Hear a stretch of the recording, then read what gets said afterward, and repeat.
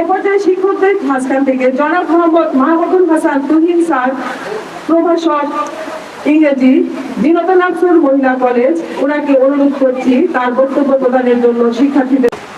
এখানে উপস্থিত রয়েছেন আজকে প্রধান অতিথি আমাদের কলেজের অত্র কলেজের সভাপতি সাহেব, উপস্থিত রয়েছেন আমাদের কলেজের অধ্যক্ষ স্যার, আসসালামু আলাইকুম, এবং শিক্ষার্থীরা।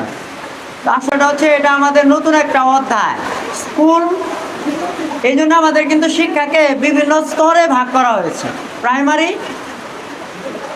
মাধ্যমিক, উচ্চ মাধ্যমিক, তারপর হচ্ছে উচ্চতর। তো আমরা এখন যে স্তরে আছি সেটা হচ্ছে যে উচ্চ মাধ্যমিক স্তর। তো নিশ্চয় এখানের পড়াশোনার যে ধরনটা, পড়ানোর ধরনটা সেটাও একটু ভিন্নই হবে। তো সেই বিষয়গুলি মাথায় রেখে আমাদের সামনের পথ আগানোর চিন্তা ভাবনা করতে হবে। প্রত্যেককেই চিন্তা করতে হবে, যেমন মাধ্যমিক স্তরে কিন্তু পড়ানোর সিস্টেম আলাদা, উচ্চ মাধ্যমিক স্তরে আলাদা, আবার বিশ্ববিদ্যালয় লেভেলে আলাদা। তো যাই হোক, এখন যে স্তর থেকে তোমরা আসছো, আমি বলবো যে সেই স্তরে সর্বোচ্চ ভালো করা,